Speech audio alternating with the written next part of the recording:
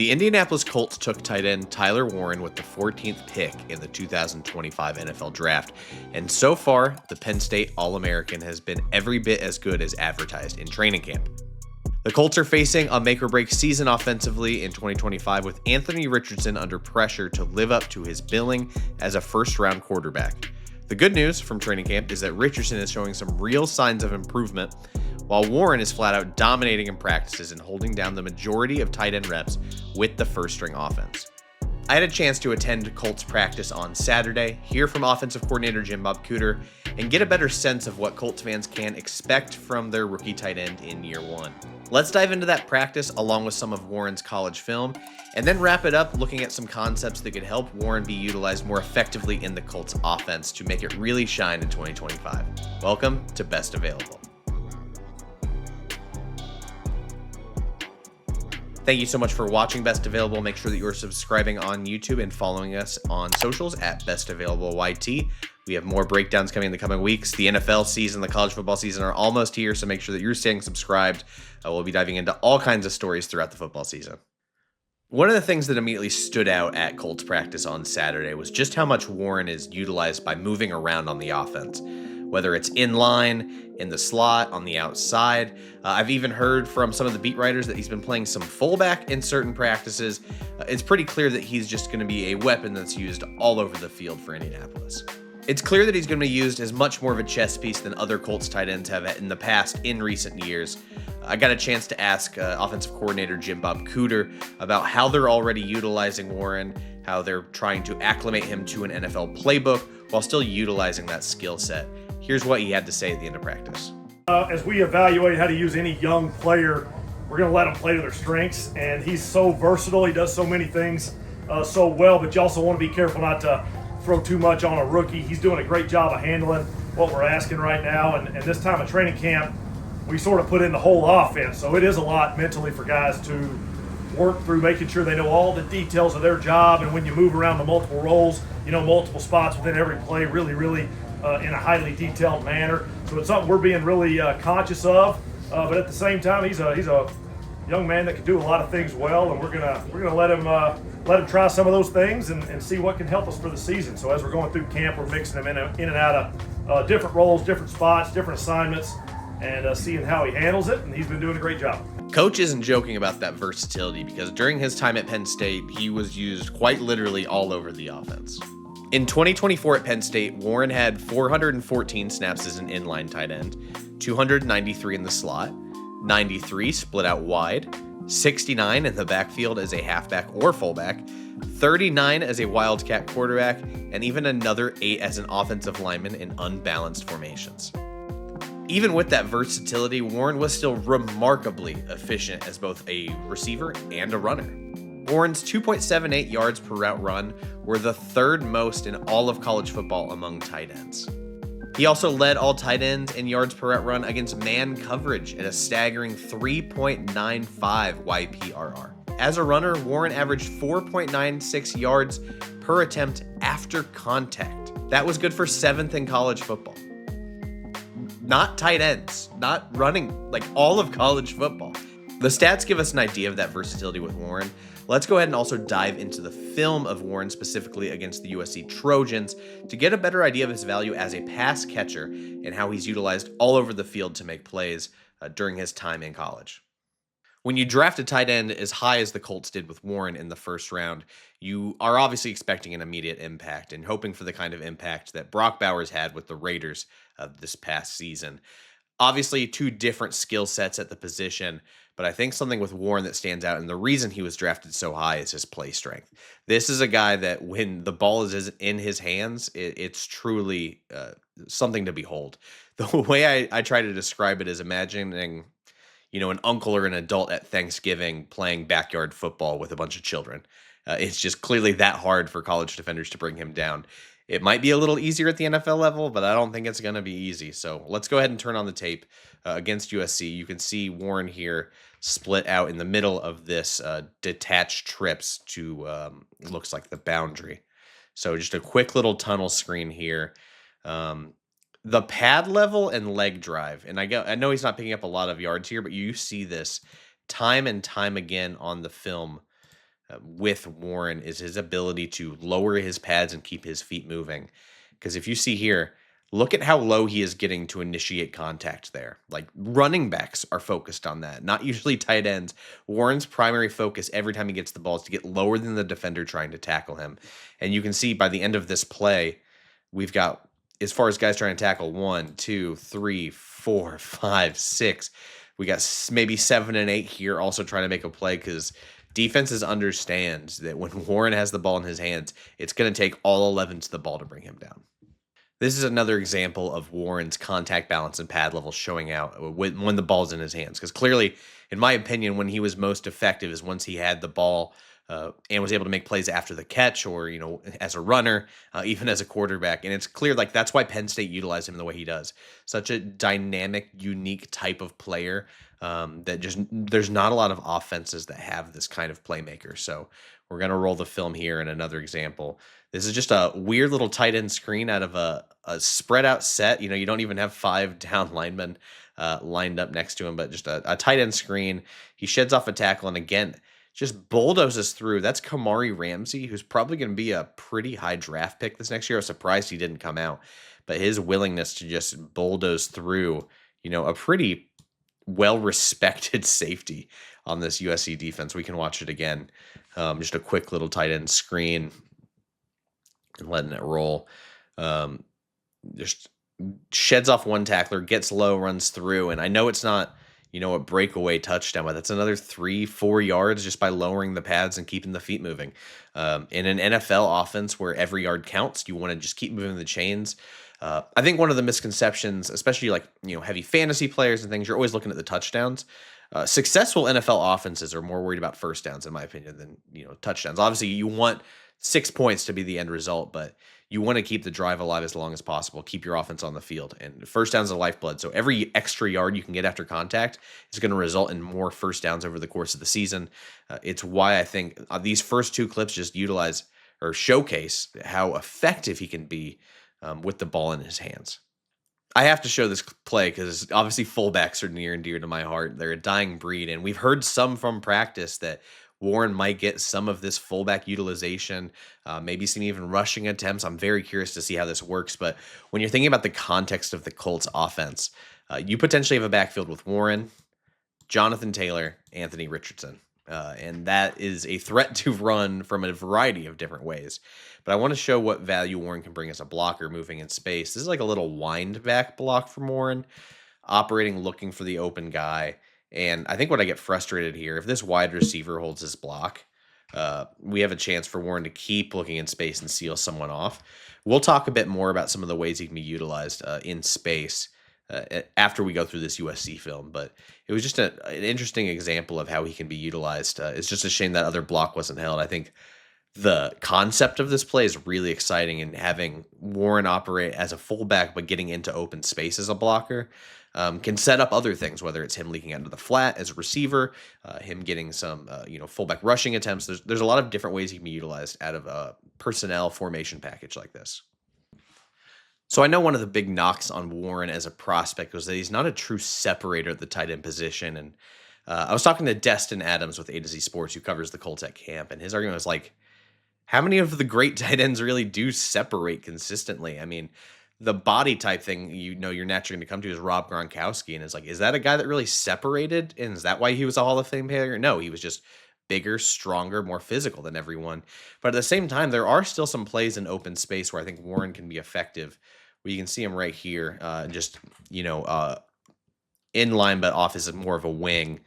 And he's just going to run a little bit of a wheel route.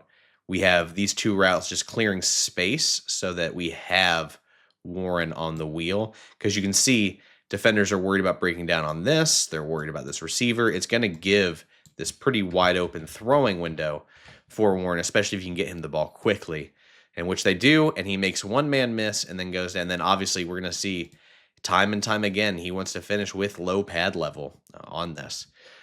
It's just another example. Like, again, is he the most explosive, fluid athlete? No. If he was, he'd probably be an outside wide receiver. But the fact that he can still make a guy miss in open space like this is still pretty dang impressive. Again, just it's not an exciting move, but it's just subtle enough. And no one's bringing him down with ankle tackles at his size. So if he can make a guy miss and get a sloppy tackle attempt, that's where you can break out into open space. And just again, another example, he's always trying to be the lower man when initiating contact as a ball carrier. So we talked about Warren not being the best separator, but I still think there's obviously some value for him as a intermediate threat because his size allows him to out physical DBs or second level defenders and create these almost like box out situations where he can win leverage battles and still haul in tough catches. So we've got Warren up here at the top of the screen, and he's just going to run a pretty simple in breaking route, intermediate. Just understands attacking the DB, not leaning one way or the other to get the DB to flip his hips early. But if you attack him, then break, it's going to give you, just enough space that you need to make a catch like this. And then just obviously, it takes a second for them to bring him down. So we can watch it again here, and it's just Warren, top of the screen, attacking vertically until he has to commit. It's not a sharp cut. He's rounding it off, but it's just his size allows him to naturally create leverage and box out defenders. So that's going to be some value add, especially when defenses are keying on Richardson or Taylor or maybe, Josh Downs, Michael Pittman, A.D. Mitchell, or someone's having a good game. When they're so focused on other players, he still has the ability to be this middle of the field intermediate threat.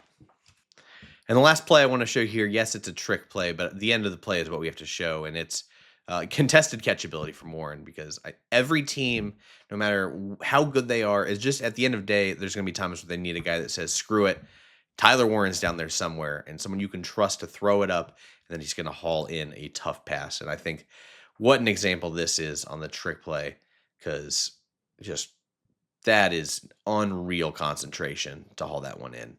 And the strength it takes, the body control, getting that outside of your frame, like special play right there. We can watch it again. Big shift in formation, gets the defense thinking. And what's crazy about this trick play, I think it's defended pretty well. Like they are clearly pretty prepared for it, even if, it takes the safety a second to recover. It's just that extension basically behind the defender's helmet to haul that in is pretty incredible. And it's going to be a weapon that the Colts clearly need in order to succeed, is having a safety blanket of sorts deep down the field. So we've got all the context as far as what made Warren so effective in college, specifically as a tight end.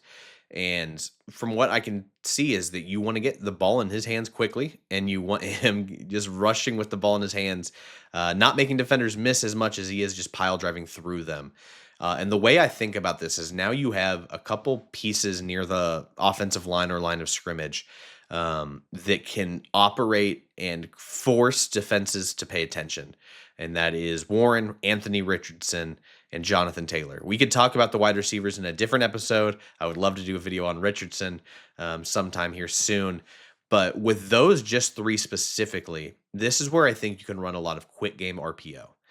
We saw, and this is something I noticed at training camp, Richardson's way more comfortable throwing quick underneath middle of the field passes. Warren is effective with the ball in his hands, and the threat of Jonathan Taylor running is going to force defenders to commit one way or the other. So I want to show you a couple RPO concepts that I think will be really effective with Warren in the offense, and then show a couple of examples of that, along with another play from Richardson's rookie year that I really wanted to showcase, and we can envision, after everything we've talked about, how Warren could be utilized in that context. So the first concept that we can talk about with Warren is called an arc read. And the reason a lot of teams like to use this is one of the problems with a read option, and you notice we have this defensive end circled. Let's ignore the Y right now. Let's just ignore that. If you were not using this arc concept and you have the end crashing the running back read, it can allow the outsider, the off-ball linebacker, if he's paying attention, to scrape over and clean up if the quarterback keeps it. What an arc can do in a read option, and the video we're going to show is the opposite, where the arc is helping out the running back. But an arc can help with a read option because what it does is if this end crashes and it forces the quarterback to keep, suddenly we have a lead blocker that can seal off this will. If our receiver is getting inside leverage on this corner, we have this wide open rushing lane for the quarterback where, in theory, if everything's walled off correctly, he's just one-on-one against a free safety. So With Warren, this can be effective. Again, I'll show you a concept. It's actually from the Colts game, I believe last year or 2 years ago, that can be a good example of this on the running back side. So a little bit of a different concept here because we have the tight end on the give side. But what the theory of this is still holds true if we're reading this end and whether or not he's going. If he's staying home and we're giving to the running back, here's where we can have a seal off block or still an arc. If this guy's crashing farther inside, it also gives the tight end an option to either climb to the safety, or if this linebacker is rotating quickly, we can adjust there. And what I really like about arc concepts are, there's slice where we're coming across the formation to do maybe a split zone or leak out into the flat. I like these options where the tight ends can have a little more versatility and discipline as far as thinking post snap what he wants to do. But just here's an example of, we have this arc read if we're keeping, but we also have these two pulling guards to create a seal for Richardson. And Granson, I think, is a solid, fine tight end. Defenses are going to be paying a bit more attention to him than Granson on a play like this, but it's just another way to get Richardson in space. Because Shane Steichen, I know the average Colts fan really wants to complain about stuff, but the way he's able to draw up plays and get Richardson involved in the ground game is really exciting, especially when you consider the addition of Warren. All right, this is my personal favorite, and this is called Arrow. This is a great way to get your tight end out into the flat, or a slot receiver, something like that, with a couple blockers in space to create a mismatch, a 3-on-2 situation or something like that. So it can be a read option, it can just be a pre-snap look. But what we're usually reading is either a linebacker, whoever's over number 3 in this situation, could be the Sam. But most likely the strong safety if this Sam is rushing. And basically what we're doing is, if this Sam, we'll just say the safety in this example, is staying home or biting on the run, we dump it off to our Y here, and suddenly he has, all these options were based on how these are blocked. Now, you do want big bodies to be blocking here. You maybe Downs can at least seal someone off, but I'd prefer a Pittman and another big body out here to help with this. But being able to get this ball in space with some blockers and Warren's vision, contact balance, and play strength, this can be a really dangerous play in open space if you can read this and get space. And I think the video we have is a great example of this. So here's our example for Arrow. I know this is not a tight end as a slot receiver. Again, this is another concept of how this can be used. But you can see pre-snap, this safety is playing from extreme depth, and this linebacker is staying inside to help fit the run. So because this guy's playing from depth, we're likely reading the linebacker here to see how he reacts. And if you watch as this play rolls, you're going to see that linebacker that we just circled is looking run. And so because we read that in pre-snap, we have an inkling of what's going to happen. We throw the arrow, and then we already have 2 blocks in place. If we have a receiver or Warren, we should be passing a defensive lineman that's trying to pursue, leaving us one-on-one in the alley with this safety. So we get this. He's reading his blocks. He makes a cut, another spin. And I mean, that's a very successful play, right? Anything more than 4-5 yards is going to be a big win for us. So you can see here what the quarterback's looking at. He's trying not to make it too obvious, but he's reading that linebacker. He sees him commit a little bit, throws it out, and then we have this space to work with. It's not always going to look pretty, but if we can have effective blocking on the perimeter, it's where we can be really, really successful. And again, with Warren in space with blockers, this is my favorite concept. I imagine we'll see something similar to this with Warren on the field and Richardson and Taylor in the backfield. I think there's just so many things you can do with it, because even if this guy is, breaking on the play, suddenly the box gets a little lighter for either Richardson or Taylor to run the football. And then the last one here is Y pop, which I think is a great play for if, you're really dominating in the run game. The linebackers are starting to creep up because they keep being eager to help in run support, especially if your tight end's kicking your butt. So, what I tagged a bubble to this. This can be run a bunch of different ways. But if we're seeing these linebackers creep in, this Y can either just go out or stutter step as he's theoretically approaching the mic, and then break off if it's too high safety. Try and split those safeties based on how they're rolling. There's a lot of different ways you can run this. But basically, it's a vertical concept for your tight end if your run game is being really effective, to let him break out and get in open space. All right, so pay attention to number 0 here. I believe this is Jatavion Sanders from a couple years ago. But what we're going to read here is pretty straightforward. I don't even think this is the right read, which is funny, but it's an example of a Y pop. We're reading here, and we see this defender's trying to jam the tight end, but also trying to play the run. And even if this isn't the best read, it's still an example of, even if this defender is, prone to catching this, it can still be an effective play. Because by the time he realizes that this is a pop, he has to turn his back to the quarterback and pursue. Which makes it almost impossible to make this, a bad play, even if he decides it. And just a hell of a catch. But the reason I wanted to show pop is this can be a really explosive play, especially if a defense bites on that run concept. It's why I mentioned, if you're really, bashing a team with the run game, being able to get a tight end like Warren vertically and then having him just basically try to be brought down by much smaller defenders, this can be a really, really effective play. So the last play I wanted to show you guys is something that the Colts ran from Richardson's rookie year. But they used this with Josh Downs, which I find fascinating. It's another way to get Richardson involved in space. Maybe they could do this with Warren instead of a 170-pound wide receiver. But we're going to see a reverse orbit motion where the Downs is going behind the running back and then coming out into block in space. So if we go ahead and run this, we're going to see that reverse orbit motion. We're going to see, the D end is crashing, so this is going to be a keep. And this is, to me, a similar concept to arc, where we now have this lead blocker in space. We have the receiver cracking down, and we have basically, this escort of sorts as we run. And again, maybe Warren doesn't have the speed of Downs, but having Warren in space to block out a guy like this, having the faith that a big tight end can obliterate this allows Richardson to bend this more towards that defender, potentially make this an even bigger play. It's still a hell of an effort by Downs, but again, just an opportunity, imagining Warren in this same kind of concept, in this reverse orbit motion. Because even if, they're keen to it, there's other things you can do out of this reverse orbit. Maybe, Richardson starts rolling out, but the offensive line staying behind the line of scrimmage. And it can turn into kind of a pop in space where, Warren decides to leak out vertically instead. And before Richardson passes the line of scrimmage, he can toss it over the head of the defender. So that's a little bit about how the Colts could potentially utilize Warren. And this is just the RPO game. Like, there is so many other ways that Warren can be utilized that we didn't even discuss. And Jim Bob Cooter and Shane Steichen and all of this offensive coaching staff are clearly being very intentional about finding ways to get Warren involved and moved all around the offense. It's a really exciting time if you're a Colts fan. I really think that Warren is a key piece to unlocking, the full potential of this. Obviously, it's all going to fall on Richardson, though.